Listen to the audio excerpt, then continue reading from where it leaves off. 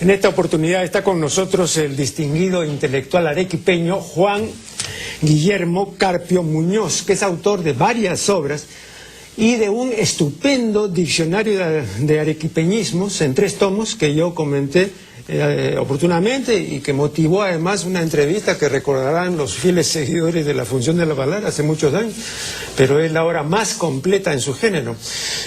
Bueno, y tiene una serie de otros méritos y calificaciones. Mi invitado, no voy a enumerarlos porque sería no solo demasiado largo, sino además innecesario, de modo que la más cordial bienvenida a Juan Guillermo. Encantado de estar contigo, Juan. Vamos a conversar acerca de algunas investigaciones recientes que el invitado ha realizado en torno a la marinera y a la música arequipeña y a la marinera también en relación con nuestra balsística nacional.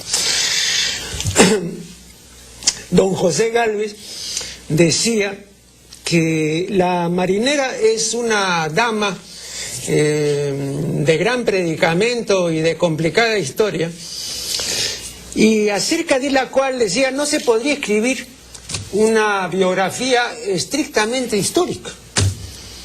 Tendría que ser, decía Gálvez, una biografía novelada, ¿no? Porque hay tal cantidad de pareceres y tal multitud de datos que, bueno, pues ya la pura historia ahí pues no tendría una gran cabida, ¿no?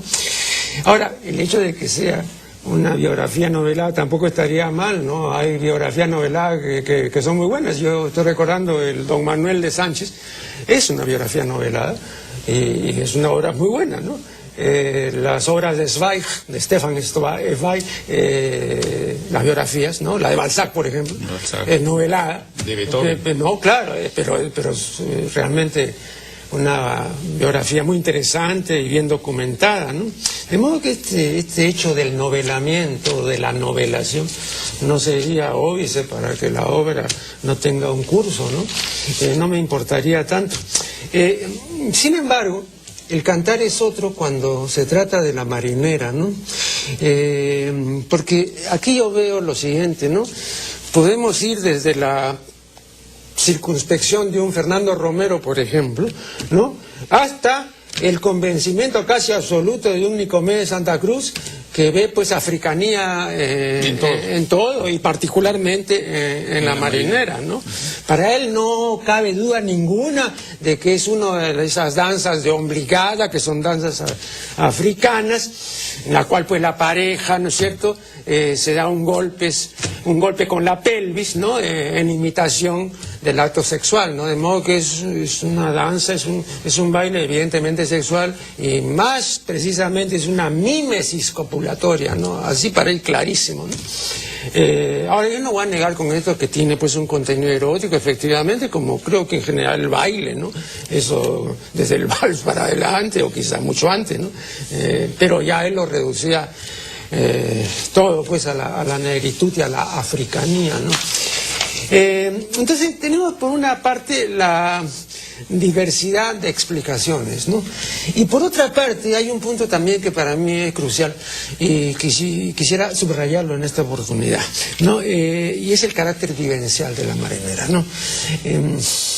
Si no hemos, si no hemos vivenciado una jarana de 5-3, yo creo que no podríamos hablar con propiedad y con verdad de una marinera, ¿no? Al menos de la marinera de Lima. No se podría hablar, o yo no podría hablar, ¿no? Es como alguien que quisiera hablar del jazz, ¿no? Y no sabe lo que es el swing, pues no tiene sentido entonces hablar del jazz, ¿no?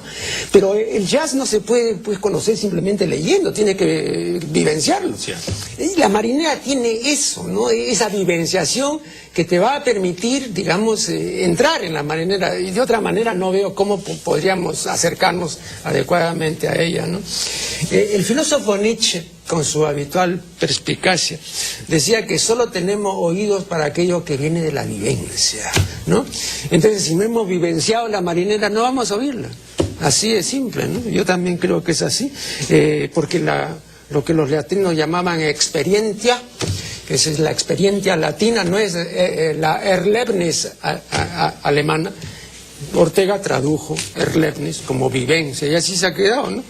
Y está bien, ¿no? Es un deverbal, pero que es muy útil. Bueno, entonces, resumo todo lo antedicho con dos inquisiciones que son las siguientes. Primero, hay una historia bien fundada de la marinera, esa es la primera inquisición. Y la segunda, ¿no? Es imprescindible la vivenciación de la marinera para hablar de ella con propiedad y con verdad. Empiezo por la segunda. De hecho, el vivenciar la marinera y sobre todo bailarla, cantarla, sentirla, es imprescindible. Y en cuanto a la primera pregunta tuya, yo creo que la historia del género está por escribirse.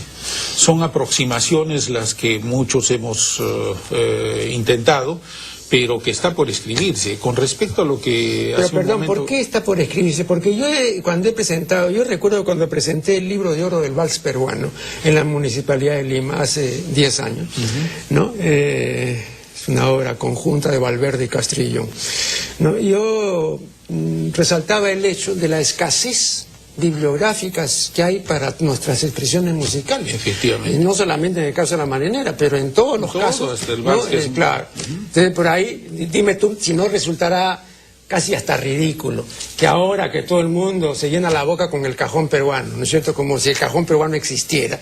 El cajón peruano no es el llamado cajón peruano, ya lo he dicho otra vez. ¿Por qué le tienen que poner el peruano, no? Hay razones técnicas por las cuales no se puede hacer eso.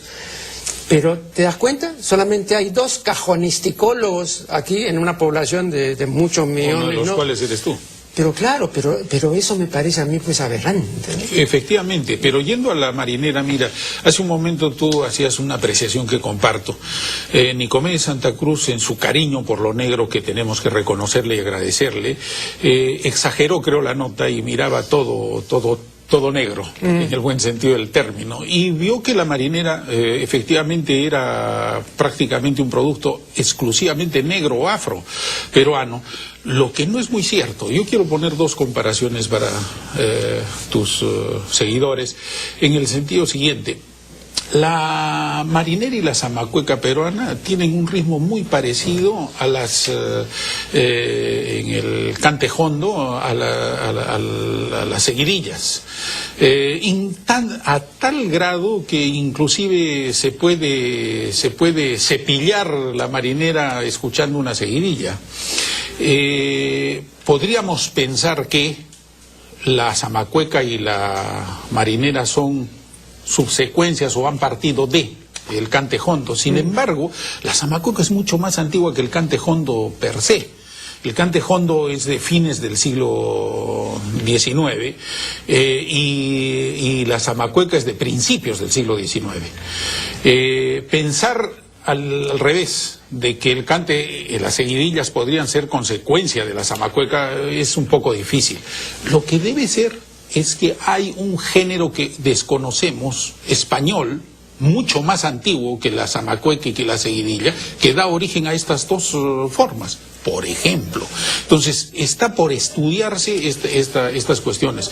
Ahora, no solo Nicomedes, también otros estudiosos de la música limeña, del baile limeño, en este caso la marinera, piensan pues de que el Perú empieza y termina en Lima, ¿no? Y entonces lo que ha sucedido en Lima es lo peruano, sin ver que el Perú es un mosaico, ¿no? Y que hay aportes diversos, variantes diversas de la marinera.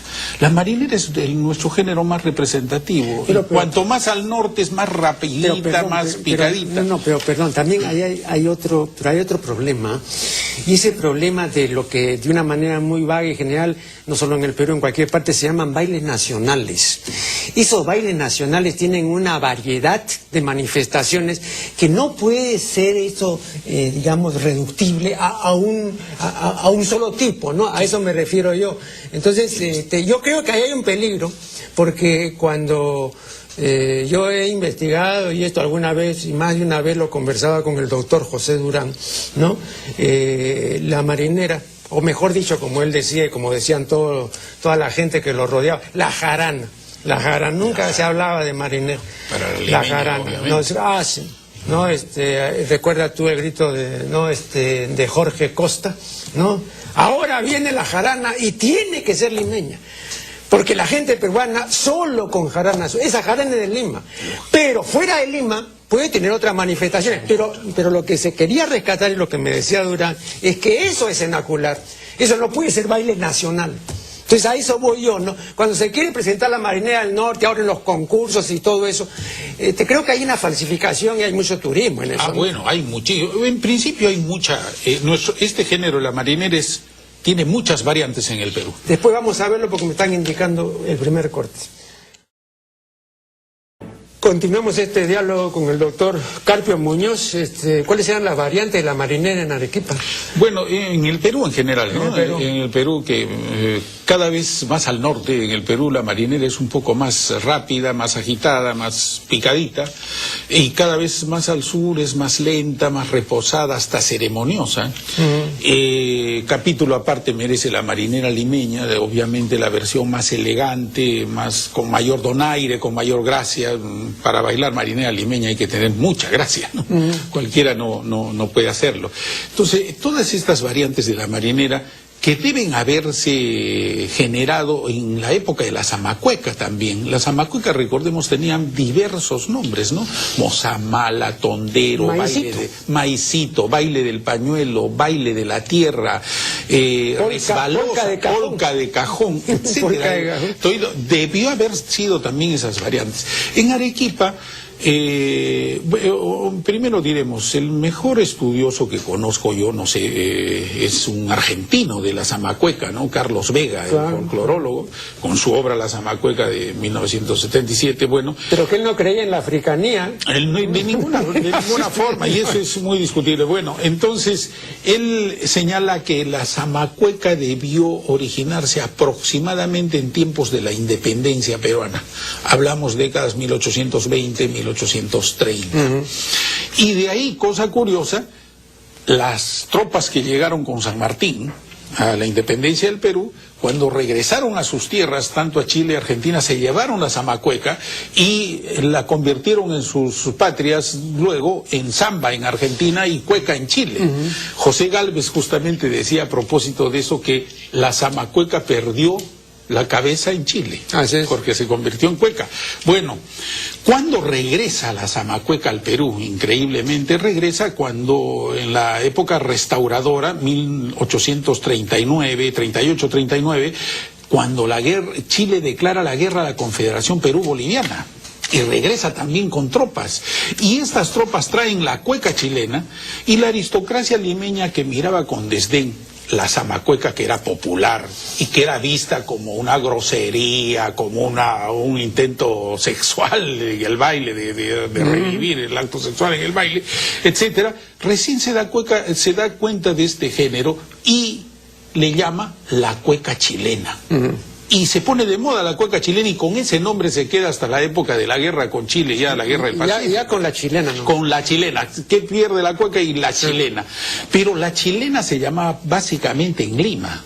Y en otras zonas del país se llamaba la mozamala, la resbalosa, el tondero y todos los nombres que hemos recordado.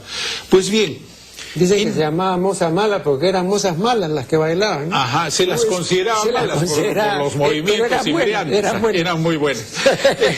Bueno, ¿qué cosa sucede? En Arequipa, que encuentro, hay una obra que tiene un valor inconmensurable para Arequipa, que es La Noticia, la muy noble y muy leal ciudad de Arequipa, hecha por un presbítero, por un clérigo canario tinerfeño, Antonio Pereira y Ruiz, que vivió en Arequipa entre 1810 y el 16, y escribe, manuscrita, su noticia de la muy noble y muy leal, que en algo es comparable, con las distancias del caso, con Martínez Compañón y Trujillo, ¿no? Cuenta cómo es la vida en Arequipa.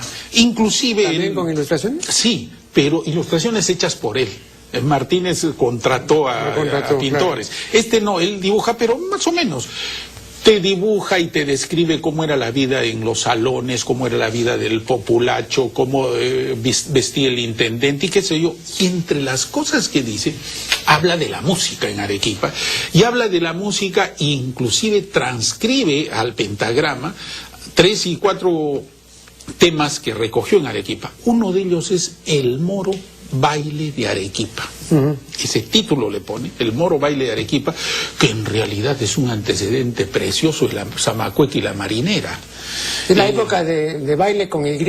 Claro, que el Moro Baile de Arequipa, según el pentagrama de Antonio Pereira y Ruiz, ¿cómo era? Antes de conocerte, ya te quería así, y así lo presagiaba la suerte mía, sí. Catay el Moro, ya rescatado, dale los brazos mi alma por este lado. Literariamente y musicalmente es un antecedente precioso de la Zamacueca y la Marinera. En primer lugar el tema, en segundo lugar musicalmente es en tonalidad menor, en compás de 6/8, en tercer término repite al término de las frases el sí. Ese no sé cómo tú como lingüista me dirás, antes de conocerte ya te quería, sí. Porque así lo presagió la suerte mía, sí. Completa las frases con la expresión sí. Pero una observación, pero no es una letra popular, sí. Por lo que acabas de tú... en la parte que dice Catay el Moro, otra voz. No, el Catay, bueno, cata ahí. Observa, ten presente. No, pero la letra no es popular. Es como muchas de las letras de las marineras que hay, por ejemplo, en Lima, no tienen nada de popular, ¿no? Y algunas son decididamente foráneas, como el Palmero, ¿no? Claro. Sí. Entonces, no me refiero a eso porque no es un producto, por lo menos la letra, ¿no? Pero mira, por ejemplo, el Dale los brazos mi alma por ese lado, hasta la fecha en la marinera arequipeña, el jaleo de la marinera arequipeña es Dale mi alma, que los dávalos inmortalizan en Natividad del Alma y en el montonero arequipeño. Dale mi alma, hasta la fecha, ese es el grito de guerra en la marinera popular. Aquí hay una marinera en Lima, por ejemplo, que se llama Una copa de veneno. ¿Y qué cosa es la copa de veneno? Es una copa de amor. ¿Quién dijo amor? ¿Por qué no dijo veneno? Porque yo desde mi tierna infancia por el amor ciego estoy padeciendo. Eso no es popular.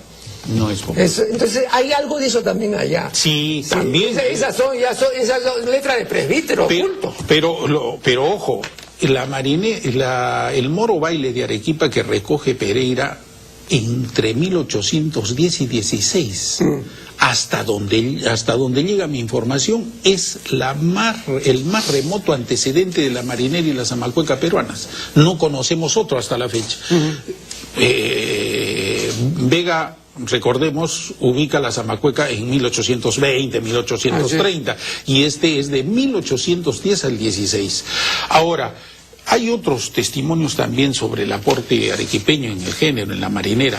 Obviamente una variante. La marinera arequipeña es distinta a la ayacuchana, y distinta a la trujillana, y distinta a la piurana, y distinta a la limeña. Oye, pero una observación. Tampoco no hay que guiarse mucho, como alguna vez me guiaba yo, por los lugares en que se haya una manifestación musical, por ejemplo, en este caso, pero también puede ser manifestaciones de otro orden. Yo recuerdo haber visto en el Callejón de Guaylas, concretamente en algunas casonas de Yungay, por ejemplo, muebles franceses y porcelanas de la China y todo, ¿no? Y uno decía, ¿cómo? ¿Y qué hace eso de acá? ¿No? Y eran familias de mucha fortuna y todo, pero no había ninguna conexión, digamos, con el lugar. Entonces a veces puede ser, ¿no? El hecho de haber hallado esto en Arequipa también pudo haber sido hallado pues en Huancavelica. O es que tiene algunas particularidades que tenía que ser Arequipa. No necesariamente, pero vamos al hecho de que el presbítero, que no tenía nada de arequipeño, él recoge y con el título El Moro Baile de Arequipa. Eso no nos garantiza ni que hubiera sido creada esa melodía en Arequipa, ¿no? Por lo menos se bailaba en Arequipa entre 1810 y 16. Y él no le llama ni siquiera zamacueca ni nada, ¿no? Sino es el baile de Arequipa. ¿Pero era un baile popular o lo bailaba? El baile de salón. Me parece que él recoge bailes de salón. De salón. Inclusive ahí nos... Porque ¿sabes por qué también hay otro problema ahí? Imagínate tú,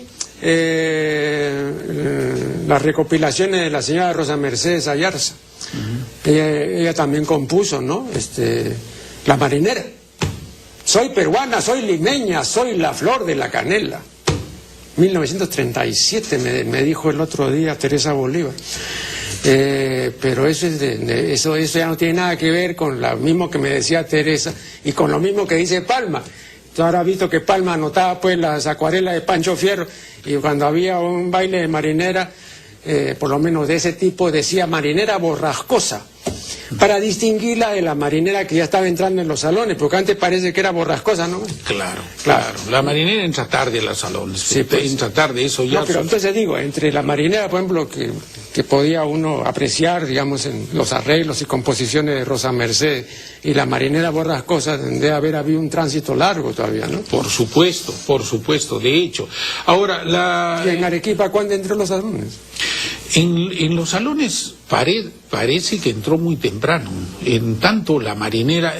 lo que ha recopilado Benigno Bayón Farfán, esas son marineras de ¿cuándo? ¿Cuándo publicó su libro? ¿En el año 40? 40. O sea, él ha recopilado, eso estaba son marineras del 30, del 40, ¿no? Que eran populares en esa época. Pero muchas de estas marineras son de folclore universal, ¿no? Yo recuerdo una recopilación que él hizo. No sé exactamente si está bien la transcripción y todo, que se conoce como Soy Sirena. Y se habla de la sirena encantadora y todo. La sirena encantadora es un tema de la mitología universal.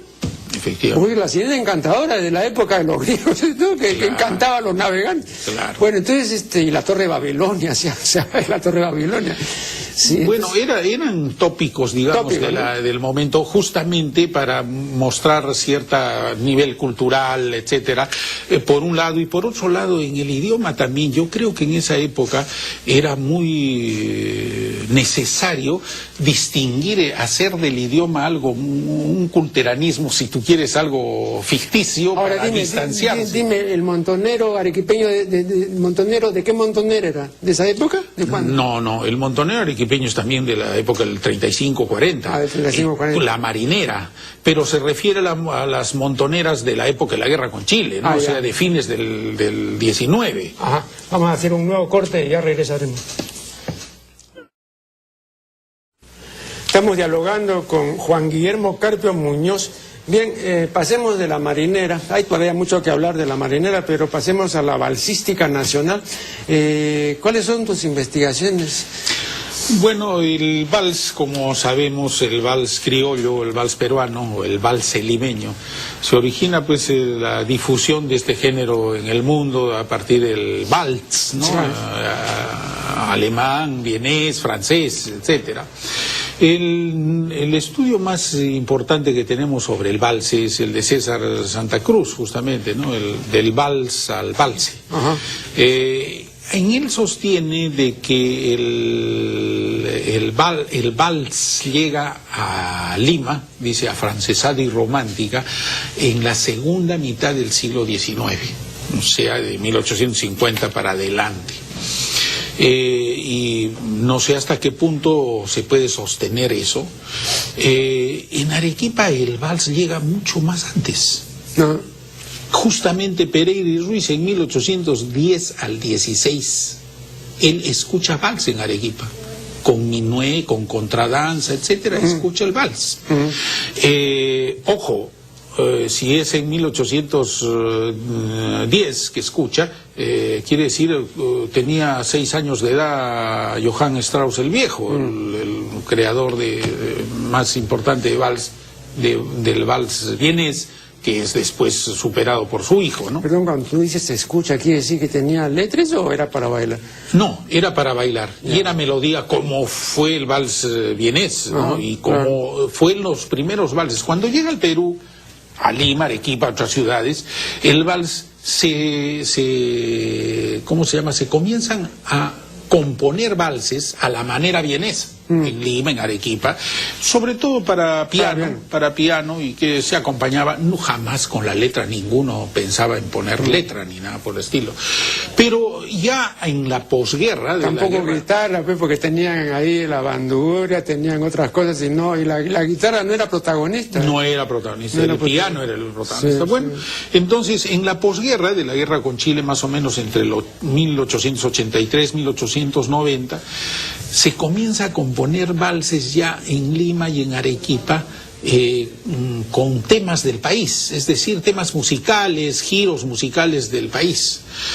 Nicomé de Santa Cruz dice que el vals más antiguo que se conoce en Lima es Ángel Hermoso, con letra de Abelardo Gamarra el Tunante, ¿no? Y que este sería de 1800, publicado en 1885. Bueno, en Arequipa se publicó un vals de estas características en 1884, que es Al pie del Misti, del doctor Eduardo Recabarren García Calderón, publicado en la litografía Farfán en 1884, un año antes. Similar, recoge temas musicales de Arequipa, inclusive en una parte es casi un yarabí y vals, pero la composición es para piano, no tiene letra, a diferencia de Ángel Hermoso, que sí tiene letra de Abelardo Gamarra. No tiene letra. Eduardo Recabarren lo compone solo para piano. Es después, mucho después, medio siglo después, en 1940, que una profesora, Eva Miranda de Zarauz, le pone letra a Al pie del Misti, que después los dávalos la popularizan y que hasta la fecha se canta. Entonces, Arequipa también, así como en La Marinera, Arequipa también contribuyó al género. Yo no vengo a decir aquí que en Arequipa se generó ni La Marinera ni el vals, sino que estos géneros populares del Perú han tenido aportes, diversos aportes en el Perú, no solo en Lima, ni solo de lo negro, sino también en Arequipa, como seguramente en el norte y en otros lados que están por precisarse. Bueno, sin embargo, el vals más antiguo con temática peruana que se conoce sería Al pie del Misti, de Eduardo Recabarren. Y ojo, ese vals es el más antiguo que hasta la fecha se canta, hasta la fecha es muy popular. En Arequipa se sigue cantando popularmente el Al pie del Misti, ¿no? Ahora, tengo también en mis investigaciones, estoy haciendo... Porque también favorece pues la letra, ¿no? Es una letra de calidad. Claro. No, pues, mucho más que está bien la música, pero tiene una letra insufrible, ¿no? Ajá. Claro. En mis trabajos estoy tratando también de revisar mucho el por qué no se saltó en Arequipa del yarabí al vals. Se estuvo a punto, Marco Aurelio. Hay yarabíes que en realidad son valses. Hay uno que es la alondra, no confundir con un vals la alondra antiguo arequipeño o limeño que cantaba Rafael Matallana, tiene una muy buena versión. Bueno, la alondra más o menos era así, ¿no? Yo sé una historia infeliz que con triste y dulce voz al morir de una tarde entonaba un ruiseñor. Es un yarabí, ya en punto de ser vals, en transición a ser vals. Y como esos, he recogido 3 o 4 en letra y en melodía, que van a aparecer con el disco que publicaré junto con el libro. Bueno, ¿por qué no cuajó este cambio? En parte me parece que por falta de desarrollo industrial, no teníamos cómo registrar canciones.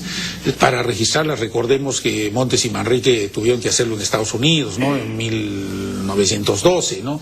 Y ojo que grabaron varios yarabíes también entre el repertorio que grabaron, pero no hubo la facilidad. Pero tampoco son ejemplares en eso. Yo creo que también ahí hay una sobrevaloración, ¿no? Una sobrevaloración, ¿no? Porque el hecho de que hayan grabado, del criollismo, ¿no? El hecho de que hayan grabado una cantidad importante de discos, yo recuerdo que uno de los que se reía un poco de la boga que hubo por entonces era Leonidas Yerobe. Dice, ahora en cada esquina hay un Montes y Manrique, ya estoy cansado ya, porque el que menos decía, fíjate, si estos cholos se han ido allá, ¿y por qué nosotros no? Acá hay mejores conjuntos. Y ya en esa época, ¿no? Creo que hubo todo un boom y todo. Ahora ha salido un disco compacto que reúne, ¿no? Fíjate, aquí la persona, no sé si habrán consultado a Ramón Alfaro. Ramón Alfaro es aquí la persona que tiene en primer lugar la mejor colección de discos, creo que es una colección casi completa, ¿no? Y es la persona que tiene más información al respecto. O sea, no haberle consultado a él es algo tan pecaminoso como cuando hicieron el disco dedicado a Rosa Mercedes y no le consultaron a Teresa Bolívar. que la única persona autorizada ahora para hablar, porque conoció y trató muy estrechamente a Rosa Merced.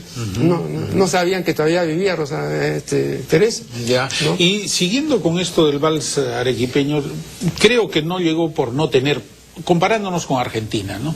El tango, un género tan hermoso, etcétera, encontró un desarrollo industrial importante y diferente al de Perú en Argentina, y pudo registrarse y pudo tener un Gardel que lo inmortalizara, y el tango entonces se expandió y quedó.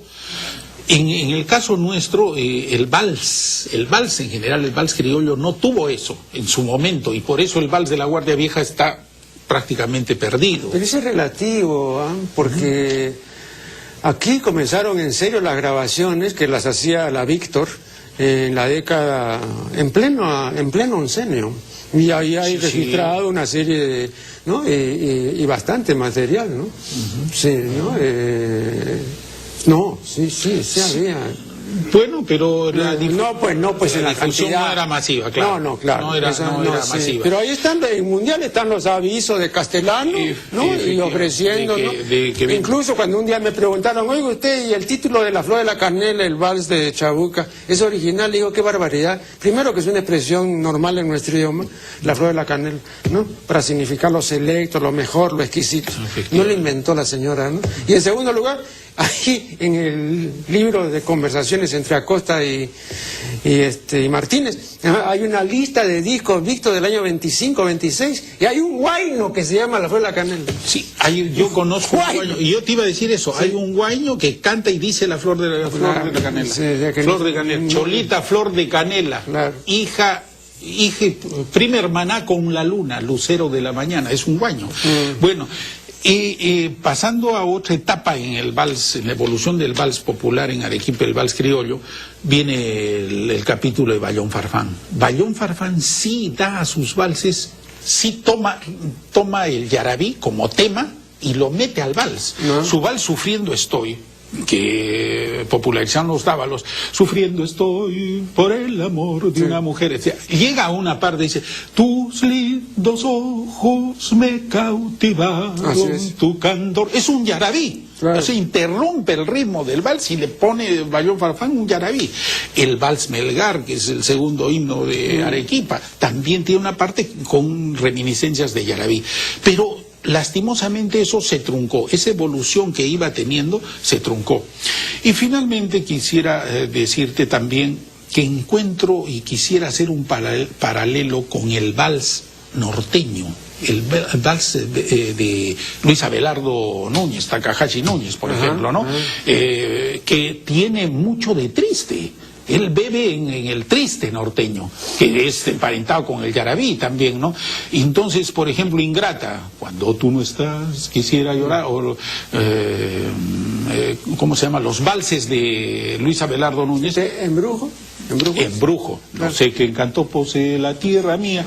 Pero el otro, Ingrata, no sé lo que me ha sucedido, no sé, no alcanzo a comprender, será que la llamen. Tiene mucho de triste en el compás del vals. Y esto de alguna manera emparenta el vals, si se quiere, provinciano, norteño y arequipeño, que lo hace algo diferente, una variante al vals limeño, obviamente, ¿no? Entonces, vamos a quedar aquí el último corte y ya retornaremos. Estamos dialogando, y esta es la última parte de un diálogo fructífero y muy interesante. Estamos dialogando con Juan Guillermo Carpio Muñoz. Una de las características de la producción valsística de principios del 900 es que todavía no se había desprendido de la influencia europea, ¿no? Y eso se veía sobre todo en la valsística para piano, ¿no?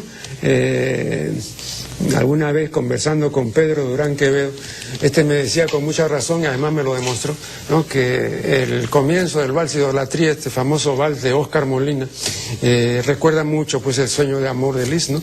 Y efectivamente lo recuerda.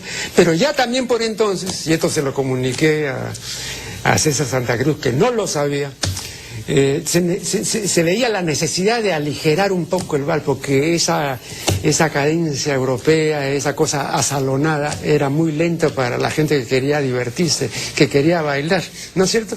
Hay ciertas cosas que todavía conservan esa cosa un poco lenta. Trata de bailar La Flor de la Canela, que no es antiguo, no se puede bailar porque no es para bailar, no puedes escuchar, pero trata de poder bailar Idolatría, que no es para bailar.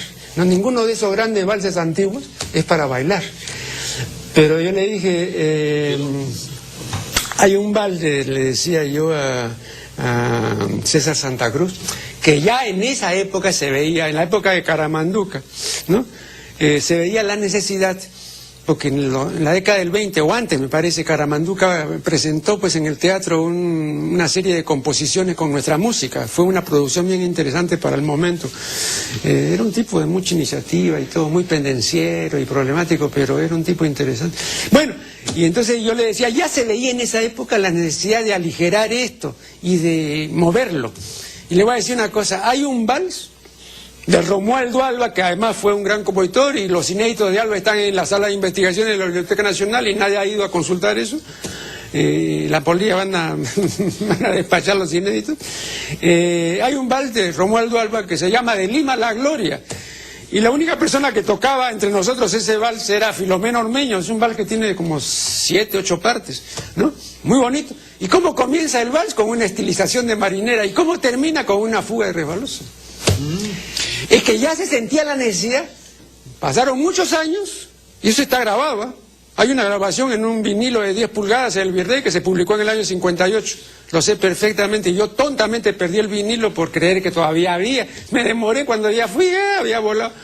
Bueno, y eso todavía está a 25 años de la innovación, entre comillas, que hicieron en el Club Nocturno Embassy, que acaba de inaugurarse, el año 48 se inauguró, en la Plaza San Martín. Yolanda Vigil, la peruana, y Francisco Montserrat. Esa fue la primera presencia, la presencia inicial del cajón en el vals. Muy importante lo que estás diciendo, porque mira, me hace pensar en lo siguiente. No sé si el vals vienes originalmente fue escrito para ser bailado. Jamás se le puso letra, no tenía letra, era música, era una melodía para ser bailada. Llega acá y el vals criollo, lo primero es para ser cantado y bailado. Y por supuesto, el vals vienes resulta pues muy lento, muy para baile de salón. En cambio, para bailar en piso de tierra, en callejón, en una reunión popular, etcétera, el vals se comenzó a hacer mucho más picadito, ¿no? Mucho más agitado. Muy interesante lo que dices, porque luego el vals criollo es cantado y bailado. Y era inimaginable hacerlo solo para ser bailado. Y finalmente la observación que haces en el sentido de que necesitaban hacerlo mucho más rápido. Claro, pero también hay un aspecto puramente comercial, ¿eh? Y yo recuerdo, por ejemplo, que las primeras grabaciones, que las conocí, además porque los conocí, de Ormeño y Luis de la Cuba, eran sin contrabajo y sin cajón. Y eran las mejores. Y luego la misma fábrica de discos dijo, no, pero hay que hacer algo más picadito, más movido. Le pusieron el cajón y le pusieron el contrabajo. Y más adelante le pusieron también trompeta. Y es otra cosa, ¿no? El vals popular tradicional en Arequipa no es para ser bailado. ¿No? Es para ser escuchado, es cantado. Y nosotros, ¿qué decimos en Arequipa? Es un vals romántico, es un vals mucho más lento, no es para ser bailado, es para ser escuchado. Y los valses de Sixto Recabarren, los valses de Rodríguez Olcay, etcétera, son para ser escuchados, ¿no? Y degustados y apreciados, pero no para ser bailados. Variante del vals. Y nosotros distinguimos el vals romántico, decimos al vals arequipeño, y el vals criollo, el picadito para bailar, que es el limeño, ¿no? Más... Una observación también que me parece pertinente, porque no solo concierne a la música de Arequipa, sino en general a todas las manifestaciones propias de nuestro acervo musical, ¿no? Yo noto cada vez más, y además noto con preocupación porque es irreversible, ¿no? Comienzo a citar a ciertos conjuntos o ciertas grabaciones o ciertas realizaciones de gente que fue, ¿no?, generalmente ya hace mucho tiempo, etcétera, y luego no han surgido cosas equivalentes, ¿no? Entonces, te lo voy a decir pues, porque tú eres ahí la autoridad en música arequipeña. Yo no soy la autoridad, pero tengo algún conocimiento. En los últimos 50 años, yo he oído solamente 2 veces cantar bien el yarabí, y no puedo creer pues que solamente 2 veces se puede. La primera vez fue con los payadores mistianos, ¿no? Que a mí me parecía excepcional. Y la segunda vez cuando conocí a los hermanos Portugal, uno de los cuales ya también, el otro día me decía Raúl García que ha muerto, de repente también ya el otro se va, no sé, hace muchos años. Pero ¿no te parece que es una pérdida tremenda que en 50 años no hayan surgido, o de repente han surgido, otros movimientos, otros conjuntos que ya dan una versión distinta? O sea, una cosa quizás sea el yarabí que también tú escuchaste en tu niñez, ¿no? Y otra cosa quizás el yarabí que siguen cantando ahora, se ha modernizado, se ha modificado. El yarabí arequipeño mantiene su pureza. Mantiene su pureza, pero en círculos cada vez más restringidos. Ajá. Y o sea, no es popular. No es popular. Ya actualmente en la memoria colectiva no hay más de 10 o 12 yarabíes. Parte de mi trabajo justamente es rescatar, yo he rescatado en más o menos 40 y tantos años de trabajo, he rescatado hasta unas 70 melodías de yarabíes que van a aparecer en este trabajo que preparo. Pero con respecto a lo que tú dices e intérpretes, tienes mucha razón. Eso sucede aquí en Lima. Tenemos intérpretes de yarabí valiosos después de los payadores mistianos. Los payadores mistianos fueron los Neves, hermanos Neves, de la primera hornada, padre y tíos de los hermanos Neves que hemos conocido ya en los años 50, 60. Los Neves Bengoa son la segunda generación. Por ejemplo, los Neves Bengoa también fueron un dúo muy bueno, tan bueno como los payadores mistianos. Y luego tenemos al dúo de los hermanos Aspilcueta, que también son muy buenos, todavía viven, son muchachones de mi edad, todavía son intérpretes excelentes, pero que por razones de mercado y qué sé yo, no llegan a Lima, a sonar en Lima, a tener una difusión nacional sus versiones. En mi obra Arequipa Música y Pueblo, publicada hace 26 años, los grabé en esos 3 LPs, aparecen grabados los hermanos Aspilcueta y los hermanos Neves. Pero, como te digo, ya es un problema de la difusión de nuestra música en los medios y sobre todo aquí en Lima. Yo con respecto a eso de música popular, he llegado a la conclusión de que hay ciertas manifestaciones dichas por tal o cual cantante o por tal conjunto que no pueden ser duplicadas. Entonces, cuando tú estás frente a alguien que no es duplicable, estás frente a un caso único. Ese es el problema, ¿no? Entonces, cuando se va ya no hay un sustituto, no puede haberlo, ¿no? Y a veces basta, y esto recuerdo que yo he conversado con gente que sabía allá por la década del 50, ¿no?